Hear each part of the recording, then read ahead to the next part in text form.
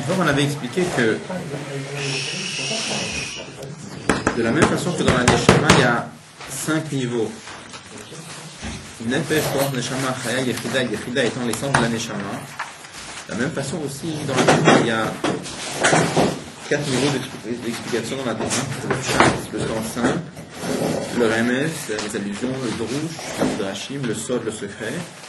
Et après, il y a la partie plus haute, qui est l'essence même de la Torah, qui se dévoile dans le lien de Chassidut. De la même façon, on avait dit que Yechida, c'est l'essence de tous les niveaux et ça donne de la vitalité. Quand Yechida se dévoile, ça donne de la vitalité dans tout le reste. De la même façon aussi, le niveau de Yechida de la Torah, c'est quelque chose qui donne de la vitalité dans le monde, mais en particulier aussi dans les 4 parties de la Torah. Et là, Rabbi a voulu prendre un exemple. Donc comme exemple, il a pris la prière de Modéani. Donc on avait expliqué la prière de Modéani d'après le Pshat, c'est d'après le sens simple. On avait expliqué Modéani d'après le Remez, d'après le Drouch, d'après le Sod. On va expliquer d'après Chassidut. On va voir comment Chassidut donne la flamme dans chacune de ces différentes parties. Donc il y a juste un paragraphe dans lequel Rabbi avait justifié pourquoi il a pris ça comme exemple. Il a expliqué comment Modéani, c'est une base dans Avodat Hashem, dans le service de Dieu de toute la journée. C'est le paragraphe. Donc, on va répéter simplement les explications. On a vu le pshat de Modéani, c'est quoi? C'est qu'on remercie Dieu de nous avoir rendu la Neshama.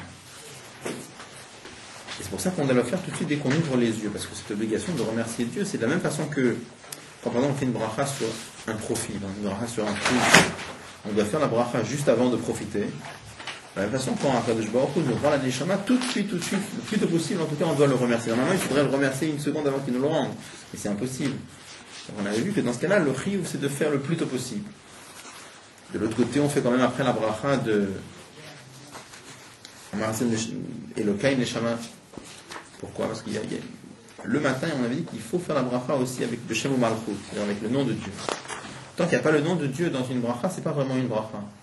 Donc faire avec la bracha tout de suite, on peut pas parce qu'on a vu qu'on allait dans la salle le matin. Il faut d'abord faire une Mesilat Yedayim. Donc c'est pour ça qu'on fait les deux. Dès qu'on ouvre les yeux, on dit Modéani comme ça, on s'acquitte de l'obligation de remercier tout de suite. Après, on fait la bracha plus tard, comme ça, on s'acquitte de l'obligation de faire une bracha de Shem ou Malchut. Parce qu'on a vu qu'il y avait les deux.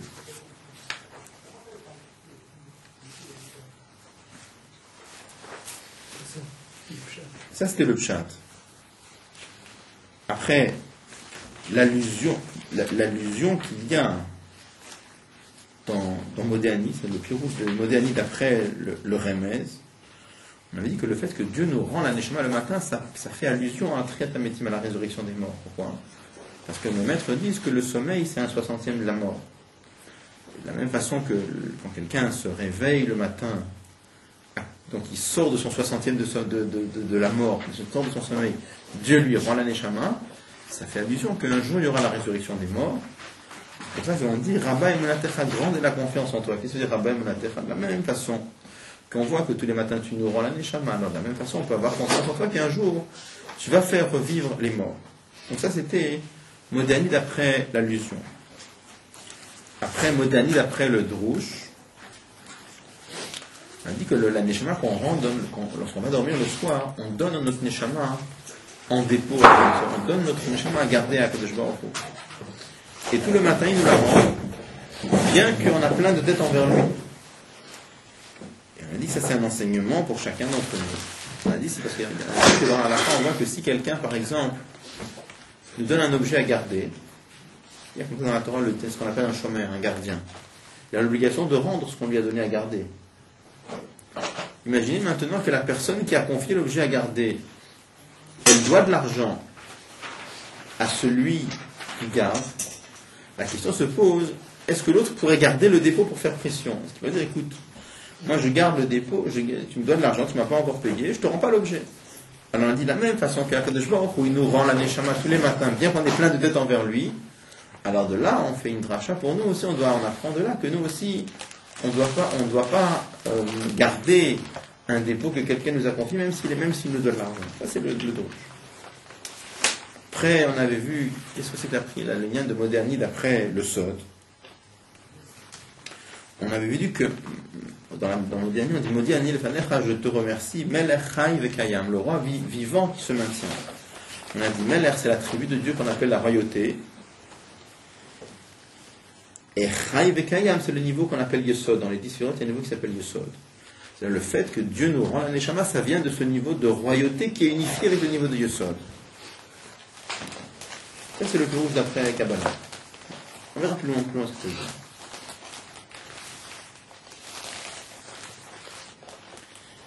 Quand on avait commencé, je pense qu'on était arrêté, alors on est page tête.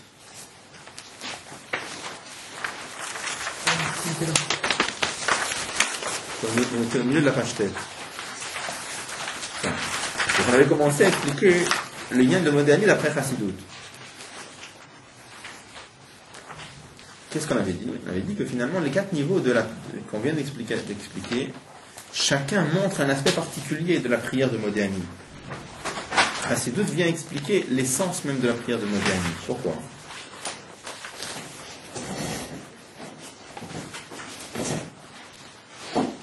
Dans Chassidut, c'est marqué que Modiani, c'est le début de la journée.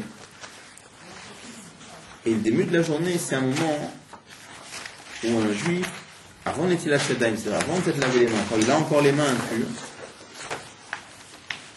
donc il s'exprime à Dieu, il remercie Dieu. Et on a vu qu'il y a un moment qui dit que pourquoi on le dit avec les mains sales, avant de se laver les mains? Parce que le mot déani d'un juif, c'est quelque chose que aucune impureté au monde peut porter atteinte au mot déani d'un juif. Ça, c'est quelque chose, en d'autres termes, on est en train de dire que le niveau de Modiani, ça vient de l'essence de la Neshama. Pourquoi? Parce que tous les niveaux de la Neshama peuvent être altérés. Tous les niveaux de la Neshama, en général, peuvent être altérés, peuvent être abîmés. Quel est le niveau de la Neshama qui ne peut jamais être abîmé, qui ne peut jamais être altéré? Ça, c'est uniquement l'essence de la Neshama, c'est le niveau de Yechida.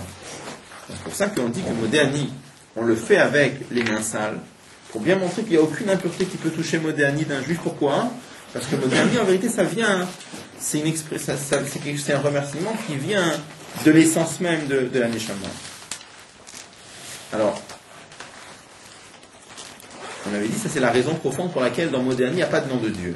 En vérité, on avait dit au niveau du pshat, au niveau du sens simple, pourquoi dans Modiani, il n'y a pas le nom de Dieu? Parce que comme on le dit encore avec les mains sales, c'est pas ça, c'est l'impureté plutôt.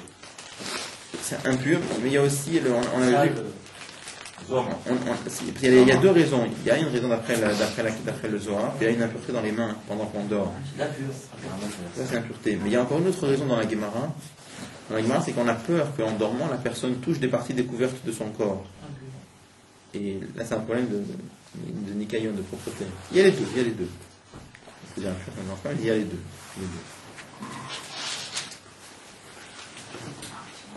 Donc, la raison dévoilée, pourquoi dans la prière de Modiani, il n'y a pas le nom de Dieu, c'est parce que, étant donné qu'on dit cette prière, il y a des chaises en fait. Il y a une chaise? Je crois que j'ai pris. Peut-être sinon, en face, ouais.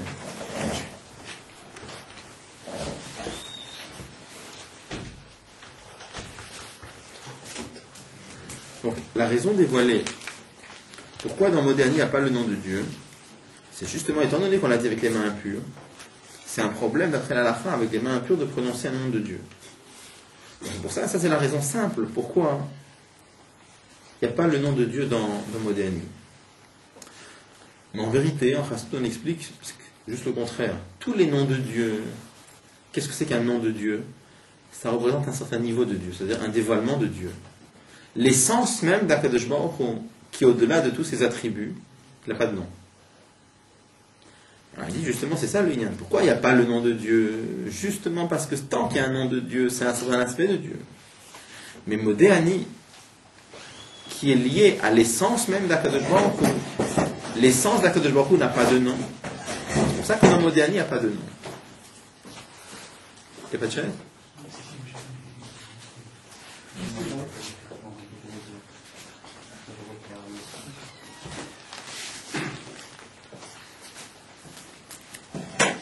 C'est pour ça quand on dit Modiani le Fanech, je te remercie devant toi, c'est qui toi? Toi, c'est l'essence même d'Akadosh Baruch Hu, l'essence même de Dieu qui n'a pas de nom. Parce que tous les noms de Dieu chaque nom représente un certain aspect de Dieu. Comme il y a un Midrash qui dit, quand Moshe Rabbeinu, au moment de la sortie d'Égypte, il avait demandé à Dieu, si les juges me demandent quel est ton nom, qu'est-ce que je dois dire? Dieu a répondu, Shmi Adam Vakeshida, tu veux connaître mon nom? Le Fimaaseh Nikra. Selon mes actions, je change de nom. C'est-à-dire que quand je fais du bien aux créatures, je m'appelle Kel, quand je punis les créatures, ou quand je juge les créatures, je m'appelle Elohim, etc. Donc ça revient à dire que les différents noms de Dieu représentent différents aspects de Dieu, différents attributs de Dieu, différentes formes de dévoilement de Dieu. Mais Dieu lui-même, c'est-à-dire l'essence même d'Akadosh Baruch Hu, n'a pas de nom. Pourquoi dans la prière de Modéani, il n'y a pas de nom de Dieu? Parce que justement, c'est une prière qui touche directement l'essence même de Dieu. C'est pour ça qu'il n'y a pas de nom. Alors, dans les notes qu'on avait vues en bas, on avait posé la question, on avait dit a priori, c'est contradictoire avec le pshat. Parce que au niveau du sens simple, pourquoi dans la prière de Modéani, il n'y a pas le nom de Dieu? Parce que comme c'est une prière qu'on fait avant de se laver les mains, donc on a encore les mains impures, c'est pour ça qu'il n'y a pas de nom de Dieu. Donc comment les deux marchent ensemble? Alors, on avait dit qu'on trouve ça ailleurs de par ailleurs aussi. On voit par exemple que dans la halakha, les noms de Dieu, on n'a pas le droit de les effacer. Maintenant, on sait que dans la Torah, le mot Anori, moi, ça représente l'essence même de Dieu qui est au-delà des noms. Et dans la halakha, on voit qu'on a le droit de l'effacer. Alors c'est curieux. Les noms de Dieu qui représentent un certain aspect de Dieu, donc un aspect de Dieu obligatoirement limité, ça tu peux pas l'effacer. Et le mot Anori qui représente l'essence même d'Akadosh Baruch Hu, ça alpi halakha, tu peux l'effacer. C'est curieux. Qu'est-ce qu'on avait répondu? On avait répondu justement, parce que les différents aspects de Dieu sont limités. Alors c'est pour ça que le nom de Dieu, c'est un peu un kéli, un récipient dans lequel il y a un petit rayon de la kedusha de ce niveau-là. Par contre, le mot Anochi, quand on dit que le mot Anochi représente l'essence de Dieu, le mot Anochi lui-même, il représente l'essence de Dieu. Mais on ne peut pas dire que dans le mot Anochi établit un petit peu de l'essence de Dieu. Ça, non. C'est pour ça qu'il n'y a aucune kedusha dans le mot. C'est pour ça qu'on peut l'effacer. C'est ce qu'on avait dit.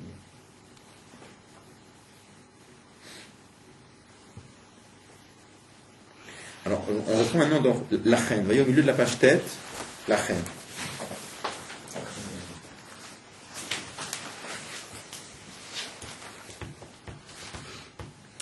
La reine, c'est pour cela.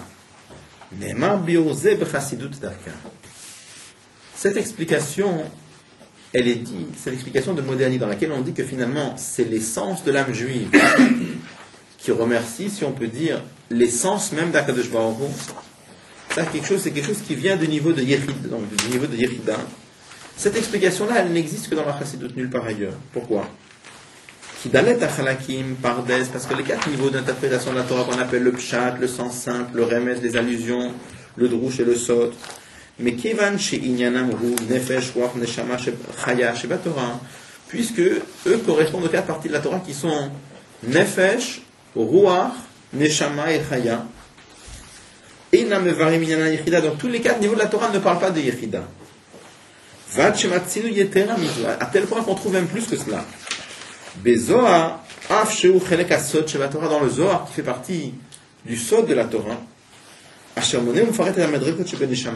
quand le Zohar nous parle de tous les niveaux qui existent dans la Neshama, il nous dit qu'il y a Nefesh, Ruach, Neshama, et après il y a Neshama le Neshama. Il dit il y a la Neshama de la Neshama. Le Zohar ne parle pas de Yechida. Alors c'est sûr que quand le Zohar parle de Neshama, le Neshama, ça contient les 2 niveaux Chaya et Yechida. Mais il n'en parle pas. Pourquoi il n'en parle pas? Parce que dans le Zohar, qui est une partie de la Kabbalah, c'est lié au niveau de Chaya, donc il ne parle pas clairement, de façon dévoilée, il ne parle pas de Yechida. Où est-ce qu'on parle de façon dévoilée du niveau de Yechida? C'est plus dans la Chassidut. Et si on en parle dans la Kabbalah, on le mentionnera, mais il n'y aura pas de bio en longueur. Oui. Mais donc le nom de Yechida, où est-ce que c'est identifié? Dans les Kizvarizal. D'accord. On en parle. Et ce qui veut dire, c'est intéressant de constater que dans le Zohar, qui est le Yesod, qui est la base de toute la Kabbalah, le mot Yechida ne figure pas là-bas de façon claire. D'accord? En fait, un Neshama, en fait, qui revient le matin, il fait partie de Dieu. Alors, ce qu'on avait expliqué la dernière fois, les 5 niveaux, il y a 5 niveaux. Pour ça qu'il n'y a pas le nom de Dieu dans cette prière. Alors voilà. Quand on dit Baruch, quand on fait la prière, on sanctifie le nom de Dieu, c'est surtout pour le corps. Par exemple, si on dit Baruch Ata Hashem Boré Priyaetz, c'est pour donner au corps. Mais la Neshama, elle déjà, elle fait partie d'un morceau d'Elohim. Oui, mais alors c'est plus que ça. C'est-à-dire, on a vu que dans un midrash, il y a aussi le midrash. Le midrash dit que dans le neshama, il a 5 noms. Nefesh, Ruach, Neshama, Chaya, Yechida. La Chassidut explique que les 5 noms, c'est pas juste 5 noms pour dire 5 fois la même chose. C'est 5 niveaux différents. De quoi est-ce qu'il s'agit? Nefesh, c'est la partie de la Neshama qui est liée aux choses concrètes. L'action, la soumission. Ruach, c'est les sentiments. Neshama, c'est l'intellect. Chaya, c'est la volonté. Et Yechida, c'est l'essence de l'âme. En d'autres termes, quand on parle dans l'âme divine, ça donne quoi? Nefesh, tous les niveaux de la Neshama, c'est différentes formes d'attachement à Dieu. Nefesh, c'est l'attachement à Dieu par la soumission et la pratique. Ruach, c'est l'attachement à Dieu par les sentiments, c'est l'amour de Dieu, la crainte de Dieu. Neshama, qu'est-ce que c'est? C'est l'attachement à Dieu par la compréhension de Dieu. Chaya, c'est l'attachement à Dieu par la volonté. Yechida, qu'est-ce que c'est? C'est l'attachement à Dieu, c'est l'essence même de l'attachement à Dieu. C'est être un avec Dieu. Je ne peux pas dire à travers quoi. Là-bas, je peux te dire c'est à travers l'intellect, ou à travers les sentiments, ou à travers l'action, ou à travers la volonté. C'est-à-dire, chaque fois que je te dis à travers quelque chose, finalement, c'est une certaine notion. Donc, quelque part, c'est à travers un certain aspect, donc quelque part, c'est limité. Yechida, c'est l'attachement à Dieu qui est sans aucune forme, sans aucun tsiour, qui est complètement infini. Tu ne peux pas dire à travers quoi, parce que c'est complètement infini. C'est être un avec Dieu, point final. À travers quoi? À travers rien. Être un avec Dieu, c'est tout. Ce niveau-là, où est-ce qu'on en parle? On en parle essentiellement dans les Sfarim de Chassidut. Donc, il est comme ça. Tous les niveaux de la Neshama sont liés avec un certain niveau de Dieu, donc avec des noms de Dieu. Mais l'essence même de la Neshama, elle est liée avec l'essence même de Dieu qui n'a pas de nom. Pour ça, dans la prière de Modéani, il n'y a pas de nom de Dieu. Aval bechassidut. Donc, il dit, mais dans la chassidut, il y a Yechida Torah qui correspond, parce qu'on a dit de la même façon que dans l'âme de l'homme, il y a les 4 niveaux, dans la Torah aussi, il y a les 4 niveaux. La chassidut, qu'est-ce que c'est? C'est Yechida Torah, c'est la partie Yechida qu'il y a dans la Torah. Mais voix ou barucha, il y en a chez la Yechida. C'est dans la chassidut qu'on explique longuement le niveau de Yechida, et c'est tout à fait normal, parce que comme chassidut, c'est le niveau de Yechida de la Torah. C'est pour ça que dans Chassidut, on parle longuement du niveau de Yechida qu'il y a dans la Neshama. Vous voyez, dans la note 80 en bas, il dit ce qui n'est pas le cas dans Etzraïm. C'est-à-dire, tu as demandé tout à l'heure où est-ce qu'on figure la première fois le niveau de Yechida. Il y a le Midrash. Le Midrash, on ne dit rien, il y a juste le nom, c'est tout. Dans les Etzraïm, on en parle un peu, mais pas Barucha, c'est-à-dire on n'en parle pas du tout en longueur. On dit, il y a quelques lignes dans tout l'Etzraïm sur Yechida. Par contre, en Chassidut, il y a des mamarim et des mamarim entiers sur Yechida. On en parle très longuement. Pourquoi dans la Kabbalah, ils n'en parlent pas? Parce que la Kabbalah, c'est le niveau de Chaya. Donc, puisque c'est le niveau de Chaya, ça dévoile plutôt les choses qui sont liées à Chaya, pas tellement les choses qui sont liées à Yechida. Alors, finalement, les Kedoshim qui ne faisaient pas Modéani, ils avaient un risque dans leur On va parler. L'homme va parler clairement dans la Sikha rapidement. Ça veut dire que la Chassidut dévoile les choses au-dessus de la Kabbalah. Ça pose une question quand même, qu'on dise que la Yechida elle est liée à l'essence même de Dieu qui n'a pas de nom, alors comment est-ce que la Yechida d'Afka on peut la nommer? Comment est-ce que d'Afka on peut en parler? Comment est-ce qu'on peut la nommer alors que l'essence même d'Akadosh Baruch Hu? Alors si tu regardes qu'est-ce que c'est que ce nom, c'est pas un vrai nom. C'est quoi Yechida? C'est être un. C'est pas un nom comme Nefesh, c'est quoi Yechida? Unité avec Dieu. C'est pas un vrai nom. C'est un nom, bon, si on veut, c'est un surnom, quoi. C'est vraiment pour pouvoir... Pour pouvoir en parler. Ouais. Quand on parle de Chaya dans l'âme, c'est pas plutôt... parce qu'on est parti de animal dans l'homme. Ah, ça, là on parle de l'âme divine. Chaya, c'est pas la non, là, tous les 5 niveaux dont on parle ici, on parle de l'âme divine. Après, il y a une deuxième âme qu'on appelle l'âme animale. On n'en parle pas ici, là. C'est pas Chaya elle-même? Ah, pas du tout. Vous voulez dire comme Chaya, ça veut dire une bête sauvage? Non. Mais Chaya, ça veut dire vivante. Il y a un autre niveau qu'on appelle l'âme animale. C'est tout à fait autre chose. Mais vous avez raison de le mentionner. Bon.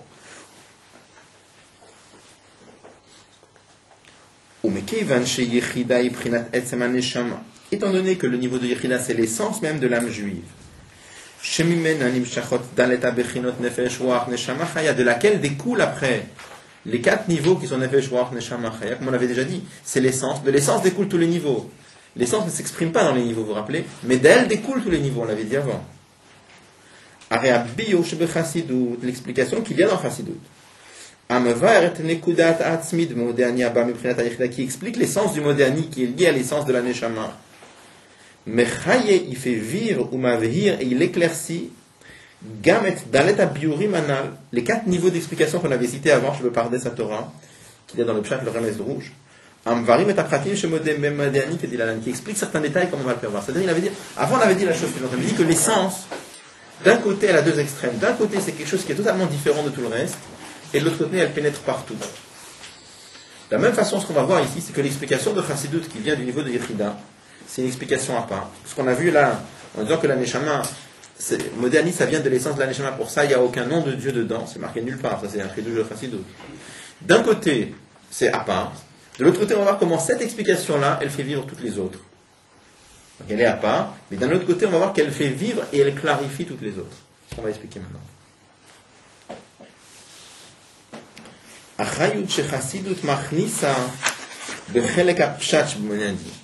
La vitalité que Chassidut donne dans le pshat, c'est-à-dire dans l'explication simple de Modéani. C'est quoi l'explication simple? Il le répète très rapidement entre parenthèses. C'est un remerciement. On remercie Dieu de nous avoir rendu la Neshama le matin quand on se réveille. Alors, en quoi consiste la chayut, la flamme, la vitalité que Chassidut donne dans le pshat, dans le sens saint? Ouad gasha bepirush nishmati. C'est le fait de souligner le mot nishmati. Qu'est-ce que nishmati? Neshama sheli. Je remercie Dieu de m'avoir rendu mon âme. Zotomeret, c'est-à-dire, shekol haodai. Tout le remerciement consiste en quoi? À l'Arzarat Nishmat Yehudi. On remercie Dieu de nous avoir rendu l'âme juive. Pas n'importe quoi. Ilo ayu marzirim lo neshama aval acheret. Si on lui avait rendu une autre âme le matin, il se serait réveillé le matin, il serait vivant, mais une autre âme, de Nochi, par exemple la neshama d'un non-juif, de Eved, ça n'arrive pas, mais ça aurait pu. C'est pour ça, dans la bracha, le matin, tous les matins, on fait la bracha chez Lo Asani Goy, chez Lo Asani Eved. Vraiment, dans le Shulchan Aruch, c'est quoi le sens de la bracha? On remercie Dieu le matin qui nous a rendu une neshama, mais pas la neshama d'un Goy et pas la neshama d'un Eved. Un Eved, c'est un niveau, ce qu'on appelle Eved, ça n'existe pas aujourd'hui vraiment, Eved, mais à l'époque, la Gemara, ça existait. C'était un niveau intermédiaire entre un juif et un Goy. Un serviteur juif, un serviteur Goy qui travaillait chez les juifs. Il avait un statut intermédiaire entre un juif et un goy. C'est-à-dire que c'était un goy, mais il était complètement. C'est pas un goy, c'est pas un juif. C'est quelqu'un qui est sorti du niveau goy, mais il n'est pas rentré dans le monde juif. Donc c'était un statut très particulier dans la halakha. Ça n'a rien à voir avec l'esclave juif, alors celui qui a volé. Non, lui, c'est un vrai juif. Oui.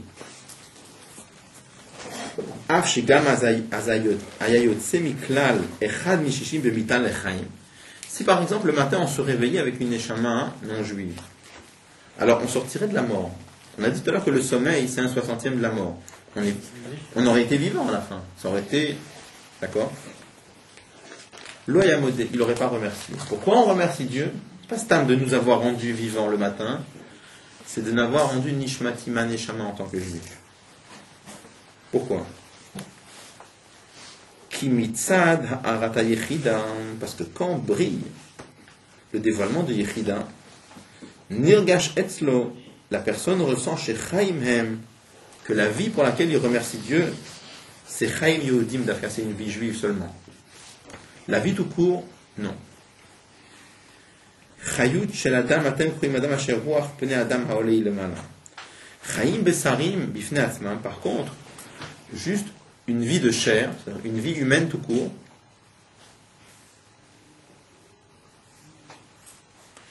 Chayut shel behema amadome la chamor o nikra chamor asher ruach habema yoredet ilemata be'erko enam chaim zeu enlo elodat al ze.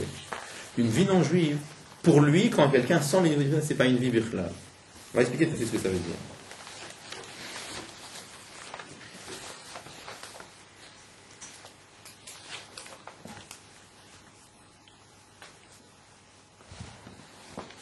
Il dit comme ça. Chassidut souligne le fait que quand on remercie Akadosh Baruch Hu le matin de nous avoir rendu la vie, c'est pas simplement de nous avoir rendu la vie. On le remercie de nous avoir rendu la vie juive. Et si ça n'avait pas été la vie juive, il n'y aurait pas eu l'idée de remercier. On va expliquer.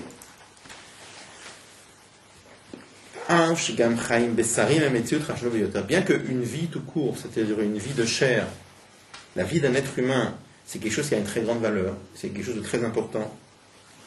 Et surtout la vie d'un être humain, parce qu'on peut imaginer une vie de chair d'un animal, mais surtout la vie d'un être humain. Arekol Israël, Bene Melachim Hem. Nos maîtres disent que tous les juifs sont fils de rois.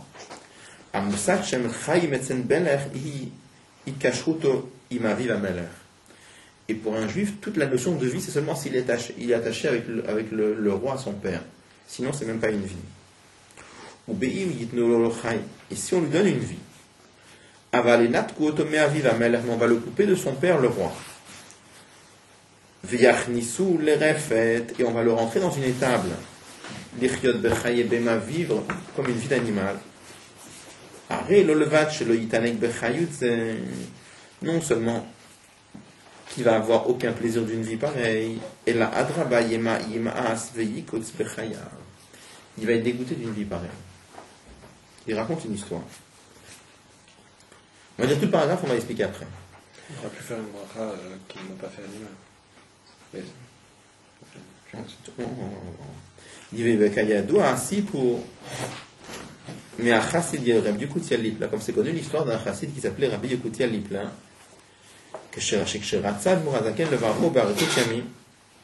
lorsque l'Admour Azaken a voulu donner une bracha pour qu'il vive longtemps, Amar il a dit, à condition que ce ne soit pas une vie paysan. Il a expliqué, qui ont des yeux et qui ne voient pas, Oznaim des oreilles, velo yishmeu, ils n'entendent pas. Menzet nitget lachait, on ne voit pas Dieu, et on ne ressent pas Dieu. Il a dit, il est d'accord de vivre, mais seulement s'il voit Dieu et s'il sent Dieu. Mais sinon, ça ne l'intéresse pas. Il ne veut pas vivre.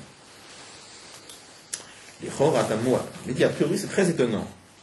Quand on donne un cadeau à un homme, ou bifrat matana gdola, et particulièrement quand tu lui offres un grand cadeau, c'est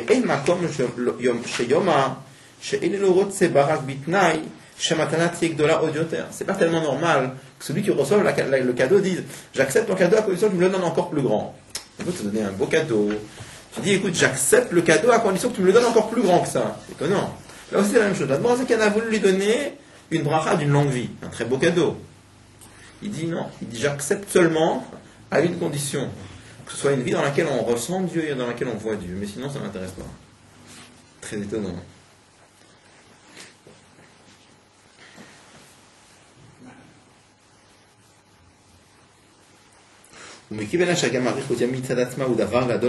Étant donné que une longue vie en soi, c'est une chose qui a une valeur inestimable. On avait dit avant que le profit de la vie contient en lui tous les profits. Comment est-il possible que Rabbi Yekutia a mis des conditions pour recevoir la bracha du Admor Azaken? L'explication c'est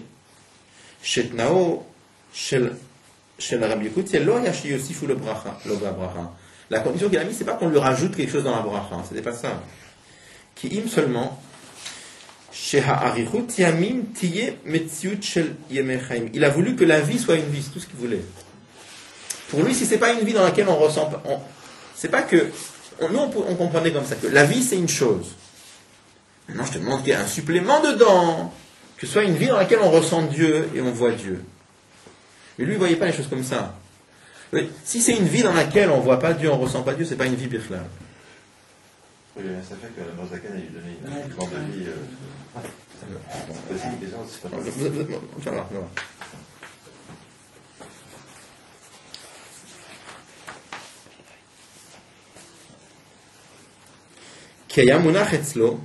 parce que chez lui c'était quelque chose d'évident. Chez Kol Metzut Achayut, que toute la vie ça n'est seulement Re'iyat Ushmiat Elokut, voir Dieu et sentir Dieu. La Chenitna, et c'est pour ça qu'il a mis cette condition, pas une vie de paysan, Kiamim veshanim she'em ro'im veshomim elokut. Parce qu'une vie dans laquelle on ne voit pas, on ne ressent pas Dieu, lo ayoner shavimet lim toute classe, chez lui c'est zéro, c'est rien. Adraba ma'as beyamim veshanim kaelu, il était dégoûté d'une vie pareille.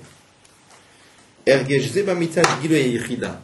Un sentiment pareil, ça peut exister que chez quelqu'un chez qui brille le niveau de yichida. Pourquoi? Mitzad dalet. Regardez bien ce qu'il dit là, c'est assez profond. Mitzad dalet aprinot. De par les 4 niveaux de la neshama, nefesh, ruach, neshama, chaya. Mais kevan shemetsuyarim hem beizetziyur, puisque eux ils ont une certaine forme, comme on avait dit avant, mochin, intellectuel, midot, sentimental. Ariyesh baem inyan leatzmam, ils ont une certaine notion en soi-même. Ve'inyana ilokut shebahem ou otava. Et la divinité qu'il y a entre eux, c'est comme quelque chose en plus. Dans ce cas-là, il y a une place. En finesse, ou en finesse de finesse au moins, les chaim pour une vie, dans laquelle on ne voit pas, on ne ressent pas Dieu. Par contre, le niveau de Yechida, que tout, c'est seulement une seule chose, être unifié avec l'essence de Dieu. Comme le Shominyan Zulat Hashem. Zulato Yitbarech. Il y a de la place pour rien d'autre que Dieu lui-même. Bon. Alors, ça demande d'explication. Ça dit que déjà la personne qui le dit. La sans Yechida, tu peux peut-être pas Kadosh Baruch Hu. Hein? Tu peux pas faire ça Kadosh Baruch Hu sans Yechida. Alors, c'est plus que ça. Alors, a priori, il faut comprendre. A priori, c'est pas du tout compréhensible. A priori, ce qu'il dit est complètement incompréhensible. Pourquoi? Imaginez un juif chez qui brille le niveau de nefesh ou de ruach, un juif qui a le niveau de ruach, c'est un juif chez le qui pendant toute la journée il a l'amour de Dieu et la crainte de Dieu. C'est ça qu'on parle. On prend un exemple plus simple encore. Imaginez un homme, pas forcément un juif, ça peut être même un goy, qui aime l'étude. Il y a des gens par exemple toute leur vie c'est lire des livres, étudier, avancer dans les sciences. Apprendre, et toute leur vie c'est monter dans la connaissance, dans les sciences, dans l'étude, dans la compréhension. Imaginez un homme pareil, un jour on lui dit écoute, il y a 2 possibilités pour toi. Ou bien on te laisse vivre, mais on t'enferme dans une étable avec des vaches, toute ta vie, tu vivras longtemps. Ou alors on t'enlève la vie. D'après vous, qu'est-ce qu'il va choisir? Mourir, c'est pas sûr. Il y a de fortes chances qu'il va choisir de mourir. Aucun rapport avec Yechida. Aucun rapport. Donc, imaginez la même chose. Un juif chez lequel ça brille le niveau de roi. Il a l'amour de Dieu et la crainte de Dieu. Tu vas lui dire, écoute, ou bien on te laisse vivre, mais on t'enlève ça. Hein. Tu vas plus aimer, tu vas plus ressentir l'amour de Dieu et la crainte de Dieu. Ou alors, tu vas mourir. Il va aussi choisir de mourir. Alors pourquoi ici il nous dit que ce sentiment ne vient que de Yechida? C'est très difficile à comprendre a priori. A priori, je dis, même chez un goy, ça peut exister. Si tu lui retires ses livres, il préfère mourir. Pourquoi il nous dit ici que ce sentiment-là, ça peut venir que du niveau de Yechida? Pourquoi? Et quelqu'un chez qui ça brille Neshama, ça brille Ruach, il n'aura pas un sentiment pareil? A priori, si. Et même moins que ça, je dis, même un goy pour lequel toute sa vie c'est étudier des livres, et tu vas le priver, tu vas lui dire, ou on te donne une longue vie, mais sans tes livres, il va choisir même pas. Donc, a priori, il faut comprendre ce qu'il dit là.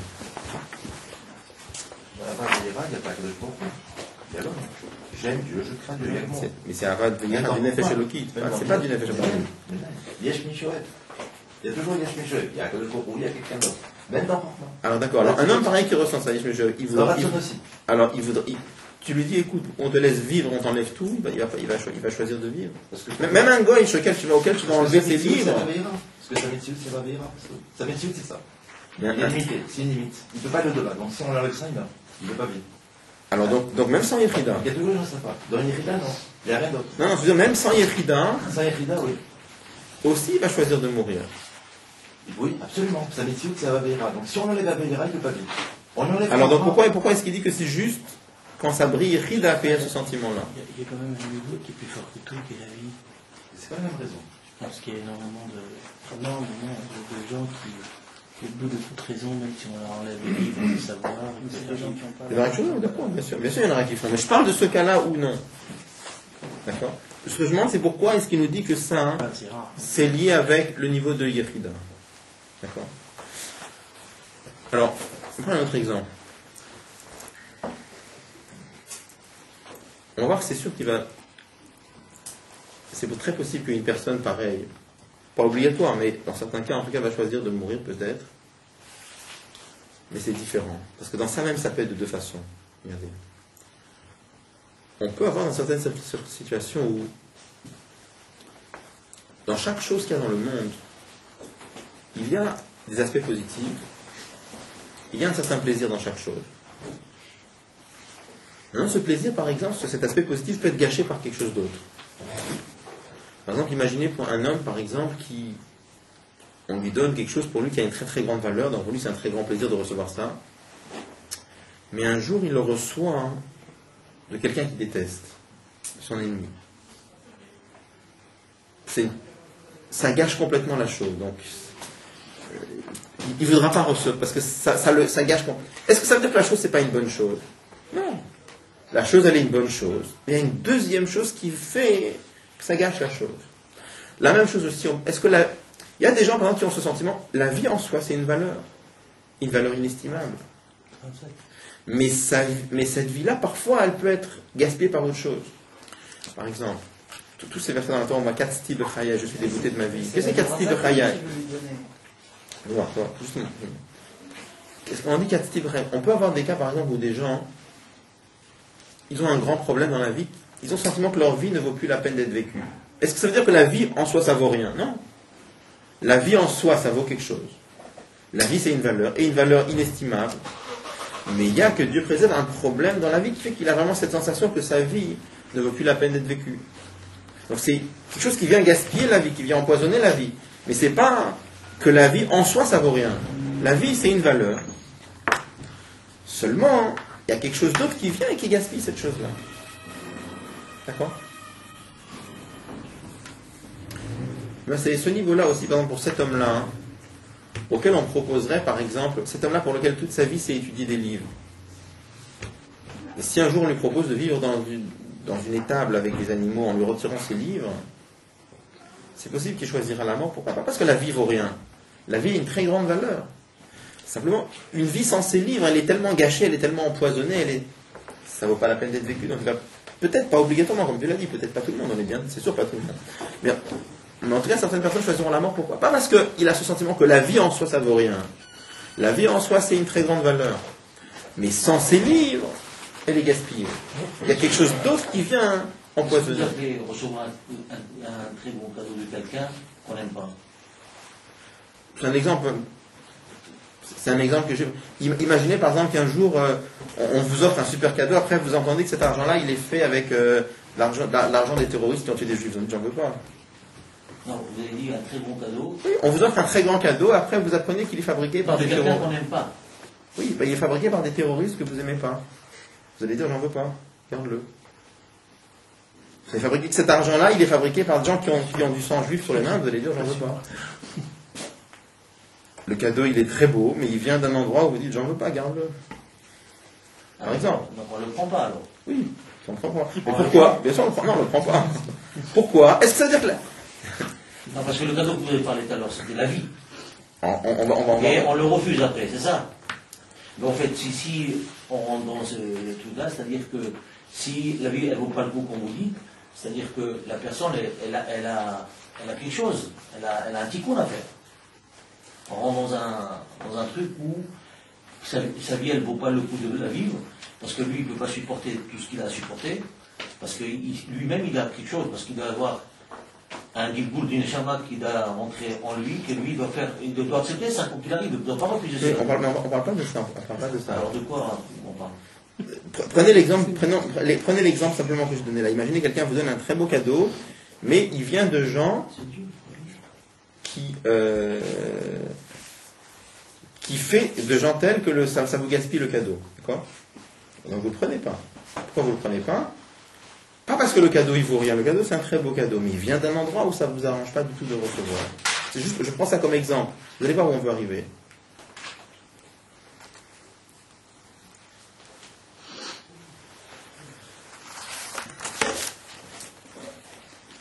Donc il y a un niveau où on sent que la vie c'est une valeur en soi, mais quand il manque dedans une chose très grande, il peut parfois avoir cette sensation que la vie ne vaut pas d'être vécue. Donc ça serait par exemple le cas de ce monsieur-là qui serait privé de ses livres. Ce monsieur qui serait privé de ses livres, pour lui, une vie pareille, ça ne vaut pas la peine d'être vécue. Mais pourquoi ça ne vaut pas la peine d'être vécue? Pas parce que fondamentalement la vie ne vaut rien. La vie est une très grande valeur. Mais sans ses livres, c'est une tellement grande souffrance qu'il n'en veut pas. Une petite question par rapport. Et de la même façon aussi, un juif chez qui brille le niveau de Nefesh Ruach Neshama Chaya, si tu lui proposes de vivre sans un Kadosh Baruch Hu, alors aussi ça ne l'intéresse pas. Et pourquoi ça ne l'intéresse pas? Parce que la vie intrinsèquement ça vaut rien. La vie intrinsèquement c'est une très grande valeur. Mais sans un Kadosh Baruch Hu, ça ne l'intéressera pas.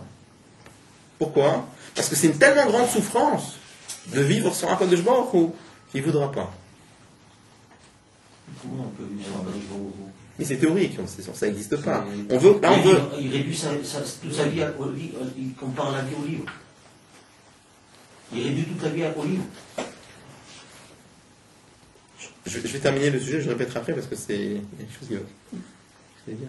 Non, je veux dire, mais là, on parle, l'homme est une créature, c'est une brillade. Là, tu me parles à un niveau, l'homme, c'est plus une brillade, c'est le boré qui vit dans un homme. Il n'y a plus de créature, là. Tu parles de Yechida?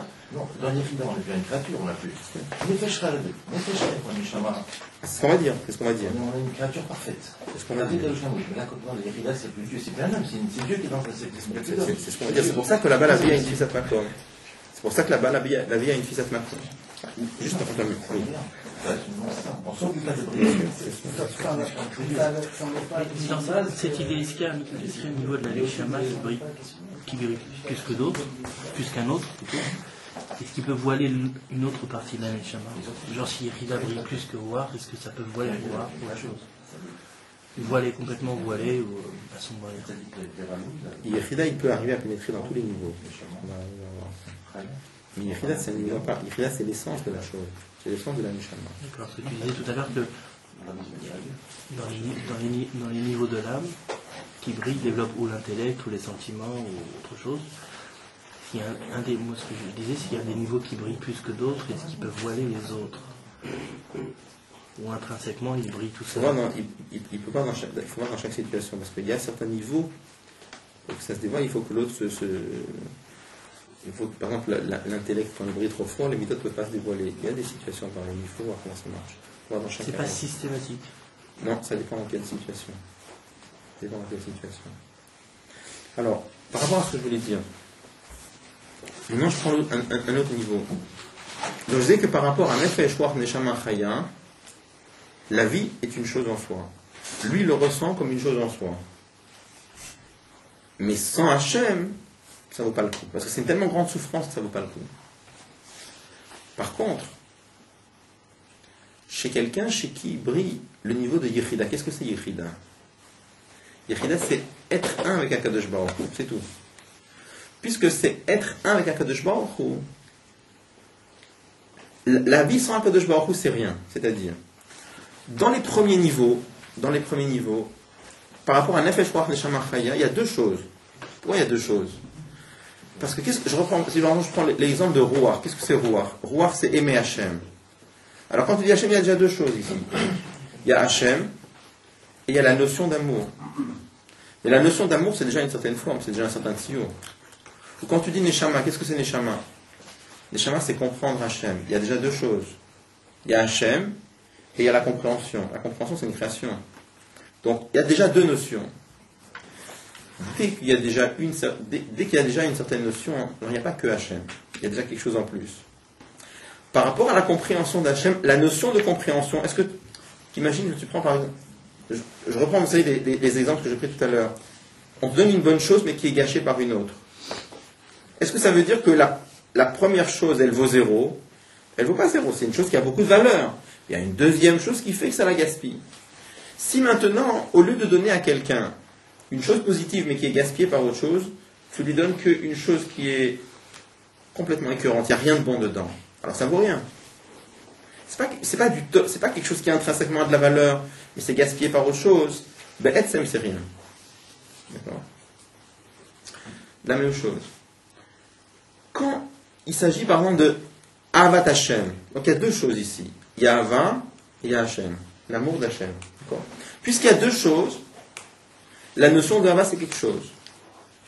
Si la notion de Ava c'est quelque chose, est-ce que l'amour du monde, tu peux dire que c'est rien par rapport à lui? C'est pas rien. C'est une autre chose. C'est Batel, mais c'est pas rien.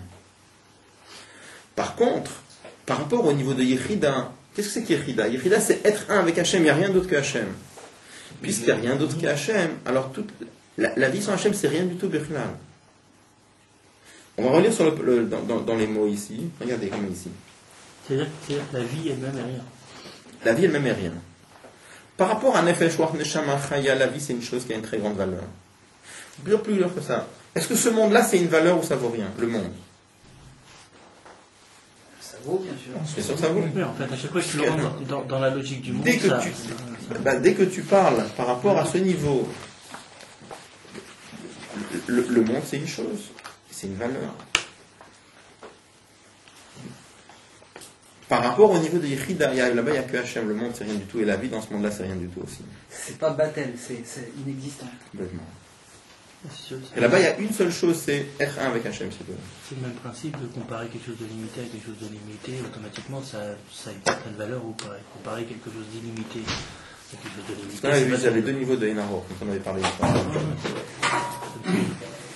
Alors regarde, les gens prennent. Le résultat des libas, c'est qu'on n'est pas comme ça, uniquement par le résultat des libas. C'est le niveau des Yechida de Chaya. De Chaya, on va dire. Il y a Ratson. Je prends le dernier paragraphe, avant le Yud Gimel. C'est ce sentiment-là, Bam Yitzad Gil Yechida Davka, ça vient du niveau de Yechida. Pourquoi? Qu'est-ce que ce sentiment-là? Ce sentiment-là de sentir qu'une vie sans Akadosh Baruch Hu c'est absolument rien, ça ne peut venir que du niveau de Yechida. Quand il y a les autres niveaux, ça vaut pas grand-chose, mais ça vaut quand même quelque chose. Mitzad dalet abechinot nefesh ruach neshama chaya. Mais kevan shemetsuyarim hem be'ezet siyur, puisque ces niveaux-là, c'est un niveau d'attachement à Dieu, qui a une certaine forme, mochin, midot, une forme intellectuelle, c'est l'attachement à Dieu par l'intellect, midot, l'attachement à Dieu par les sentiments. Arigesh ba'em inyan le'atzmam, il y a une notion en soi, c'est-à-dire en plus d'Hachem, il y a la notion de compréhension, il y a la notion d'amour, ou la notion de crainte. La divinité qu'il y a dedans, c'est comme quelque chose en plus. Il y a deux choses. Il y a l'amour d'Hachem, il y a la crainte d'Hachem, il y a la compréhension d'Hachem. Donc, à part Hachem, il y a une notion qu'on appelle l'amour, ou une notion qu'on appelle la crainte, ou une notion qu'on appelle la compréhension. Donc,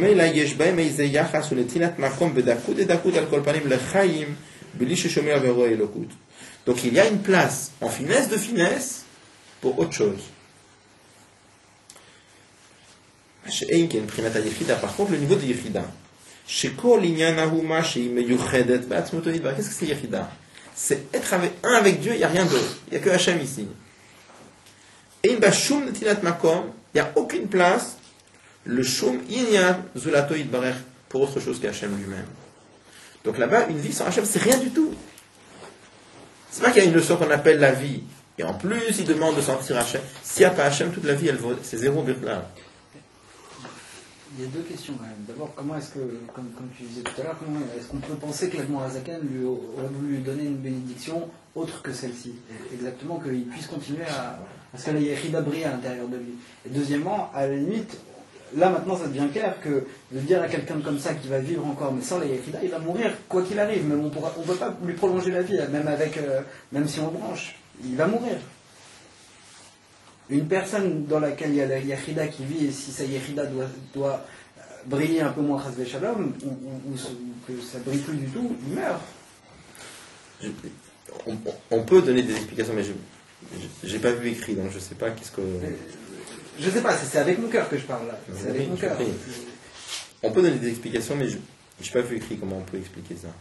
C'est-à-dire on peut expliquer que du côté du Admor Hazaken, c'est sûr que le Admor Hazaken lui donnait de cette façon-là, mais lui, il voulait que lui aussi arrive à le ressentir. Mais je ne sais pas. Je préfère dire je ne sais pas. Je ne sais pas.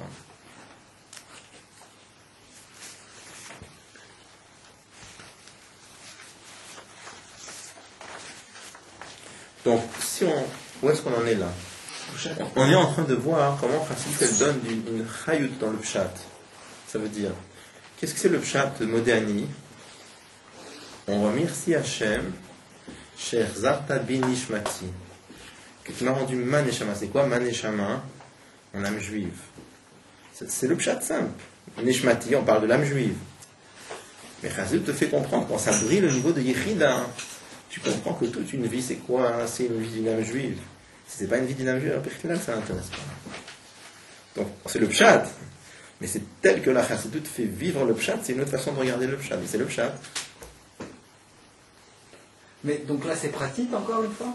On est redescendu dans quelque chose de pratique qui est... Oui, parce que le pshat, c'est quoi? C'est qu'on parle, on se dit, c'est un remerciement à Hachem qui nous rend la neshama le matin. Donc on est redescendu au niveau de cette explication précise et particulière du pshat, mais telle qu'elle est illuminée par Chassidut, insiste sur la notion de nishmati, maneshama. Tel qu'on l'explique ici, on se dit, on remercie Hachem que, sur quoi on le remercie? Pas simplement sur le fait que le matin, quand on se réveille, on est de nouveau un être vivant. C'est pas que ça. C'est qu'on est un être vivant, mais juif. C'est une autre façon de voir. C'est le pshat. Dans lequel peut briller Yechida. On remercie le précédent qu'il a fait avec nous. Oui. Dans lequel peut briller Yechida. Tout à fait. Comment? Dans lequel peut briller Yechida. Oui. C'est ça qui nous intéresse Oui. surtout. Pour synthétiser, s'il n'y a pas le nom de Dieu, ça veut dire qu'un Neshama c'est le niveau de Yechida, on parle là-bas du niveau de Yechida, et si c'est le niveau de Yechida, la vie n'a pas d'importance si c'est pas faire un avec Dieu. Oui. C'est-à-dire, ça rentre bien dans les mots. Qu'est-ce que tu dis dans les mots? Tu dis, Modéani le faner, je te remercie, cher Zarta bin Nishmati, que tu m'as rendu ma neshama. C'est quoi ma neshama? C'est mon âme juive. C'est pas simplement je te remercie Hachem que le matin je me réveille, je suis vivant. C'est pas stam ça. On aurait pu imaginer que tous les matins, quand on se réveille, on remercie Hachem qu'on est vivant. C'est pas mal déjà. Il dit non, c'est pas de ça qu'il s'agit. C'est je te remercie Hachem que tu m'as rendu ma neshama de juif, c'est autre chose. En d'autres termes, on ne remercie pas le matin Hachem d'être vivant, d'être un être vivant. On remercie Hachem le matin d'être vivant en tant que juif. C'est une autre histoire. C'est tout à fait une autre dimension. On aurait pu mettre Yechida, à la limite. Dans laquelle dans c'est les guillouilles. Moi je me dis donc elle est d'elle et toutes les guillouilles, parce que c'est tous les guillouilles. On va voir comment ça marche. Ça va?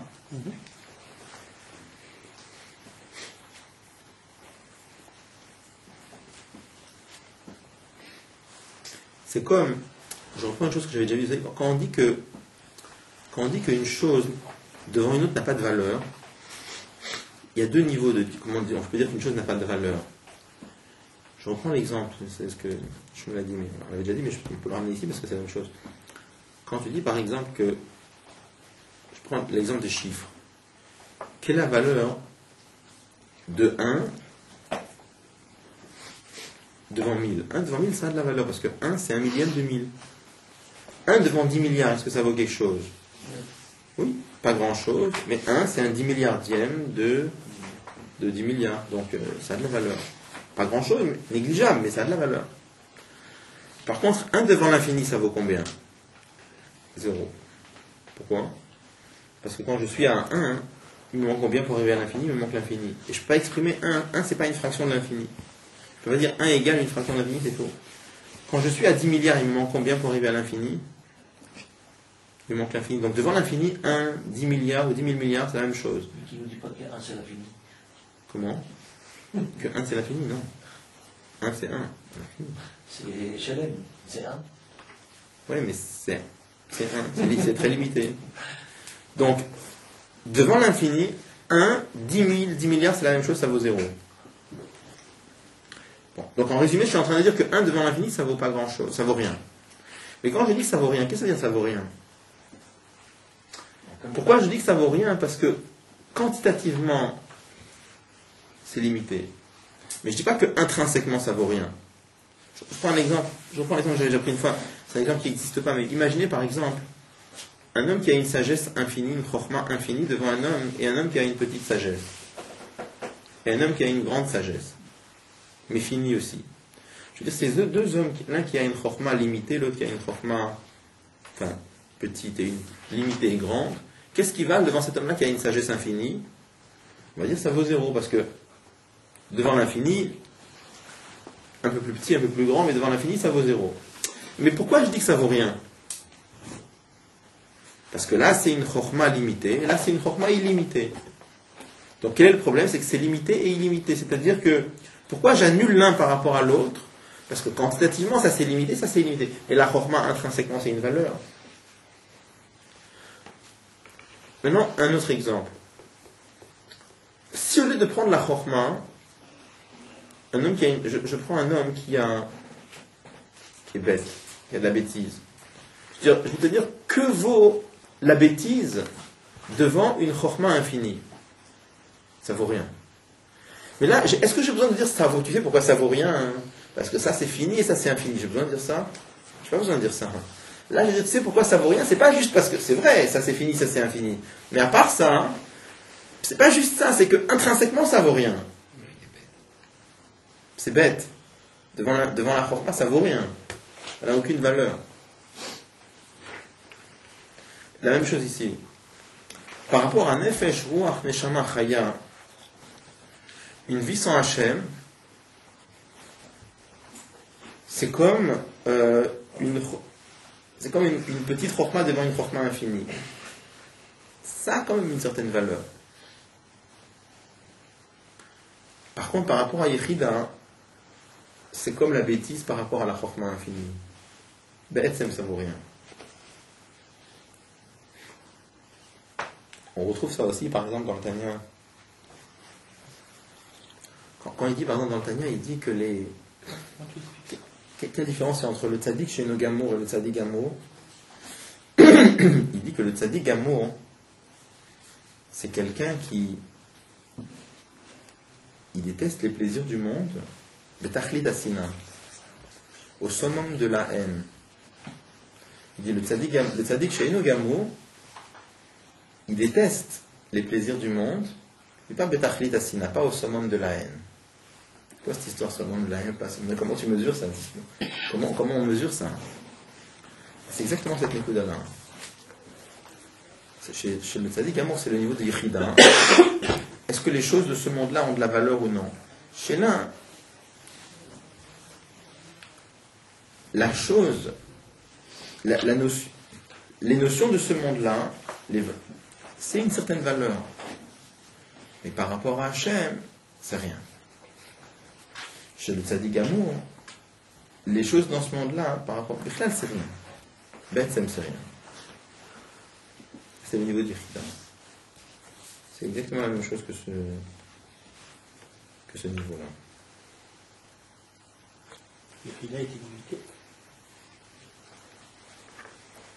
Yechida est illimité. Yechida est illimité, mais c'est plus que c'est illimité, c'est qu'il n'y a rien d'autre. Yechida, c'est être un avec Hachem.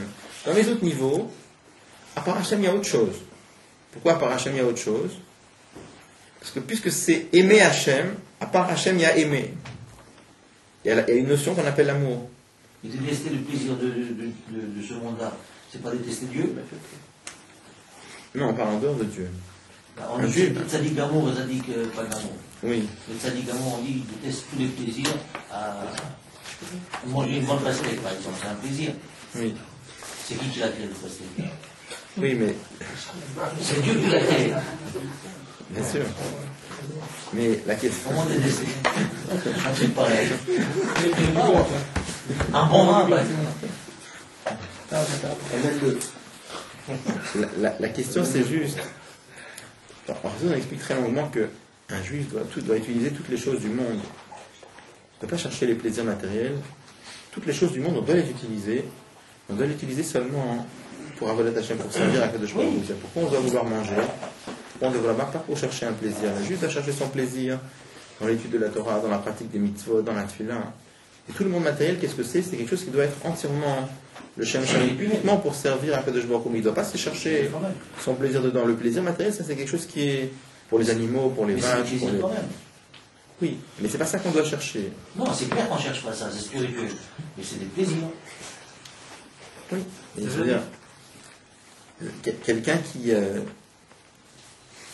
je veux dire, les tzadikim, par exemple, les plaisirs matériels, ça les intéresse pas du tout. C'est sûr que quand on mange, il y a un certain plaisir. Mais c'est un juif dans sa vie, qu'est-ce qu'il doit chercher? Il ne doit pas chercher les plaisirs matériels. il doit chercher à servir à Kadosh Baruch Hu. Maintenant, on vit dans un monde matériel, Dieu nous a demandé qu'on élève la matière. Dieu ne nous a pas demandé de renier la matière. Le rabbi l'a dit, il faut lever la matière. Le rabbi le dit, mais je veux dire, c'est marqué dans Lever la c'est matière, marqué ça veut dans. dire qu'il faut faire des belles choses. Il faut prendre les choses matérielles et les utiliser pour. Ah oui. La première mitzvah, c'est quoi? Pour un Kadosh Baruch Hu. C'est pour le goût. C'est pour faire. On veut que nos femmes soient belles, que ne faut pas. C'est le plaisir de la vie. Je sais pas. Tout ce qu'un juif, toutes les choses matérielles qu'un juif doit avoir, ça doit être seulement, uniquement et rien d'autre que pour servir à Kadosh Baruch Hu. Si quelque part il cherche son plaisir dedans, ça se détache de la chair. C'est quelque chose en plus. Non, c'est un travail, je ne dis pas que ça vient automatiquement et c'est pas simple. Je vous montrer, le rabbi avait demandé un jour comment, quand on dit à un juif, par exemple Shabbat, on dit que le Shabbat, il y a une mitzvah, la mitzvah c'est pas de manger Shabbat, la mitzvah c'est le ongo ba'achila ushtiya. La mitzvah donne, donc rabbi, il dit pour des gens d'un très haut niveau, comment c'est possible la mitzvah de donner Shabbat? Un tzaddik, c'est quoi la mitzvah? Il va marquer que Shabbat, il y a une mitzvah d'avoir un plaisir dans la nourriture. Un tzaddik, il a du plaisir dans la nourriture. Ça n'intéresse pas Birkla. Il est branché complètement sur autre chose. Ça n'intéresse pas du tout. Quel plaisir il peut avoir Birkla dans la nourriture? Alors, oui, mais il n'a pas de plaisir. À la fin, le rabbi explique comme ça, qu'étant donné qu'il est complètement soumis, devant Hachem, puisqu'Hachem a donné une mitzvah, l'ongo v'achila ushtiya, d'avoir un plaisir dans la nourriture sur le Shabbat, ce juif-là, il ressent tellement la gdusha du Shabbat et le plaisir de Shabbat du spirituel que même dans la nourriture il le ressent aussi. C'est ça qu'on dit. Bien sûr, bien sûr. Oui, mais c'est un niveau. C'est un niveau très. Il y a du Shabbat dans les Shabbat. Oui, non, mais que nous on ait un plaisir de manger un chant ou finalement on comprend très bien. Maintenant, un tzaddik qui est complètement à un autre niveau. Tout son plaisir, c'est à Kadosh Baruch Hu. Quel plaisir il a de manger un truc matériel? Aucun. Alors, donc le rabbi avait demandé un jour comment il fait la mitzvah, le ongo ba'achila ushtiya, la mina de Neik Shabbat dans la nourriture, comment un tzaddik il fait? C'est une question pas pour tout le monde, mais c'est une question pour certaines personnes. Et le rabbi a répondu, ces gens-là, ils ont une telle soumission à Kadosh Baruch Hu qu'à la fin, même à travers la nourriture, ils ressentent la kedusha de Shabbat. Et même dans la nourriture, ils ressentent. Parce que le vrai Oneg Shabbat, c'est quoi? C'est le dévoilement de Dieu qu'il y a dans Shabbat. C'est ça le vrai Oneg Shabbat d'un tzaddik. Quel Oneg Shabbat il a un tzaddik le jour? Comme il ressent que le jour de Shabbat, Dieu brille dans le monde, il a un plaisir infini. Il est intéressé de manger de la nourriture. Donc, Rabbi explique. Un tzaddik chez qui brille le dévoilement de la lumière d'Akadosh Baruch Hu le jour de Shabbat, étant donné que ce dévoilement brille tellement fort, même dans la nourriture, il le ressent. Et c'est tout à fait un autre niveau de Oneg Shabbat que chez nous. Oneg Shabbat, il mange un bon plat, il est content du plat qu'il mange. Et chez un tzaddik, c'est pas ça du tout. C'est autre chose. C'est ça le ongo ba'achila ushtiya. Bon, on reprendra si tu veux la fin encore.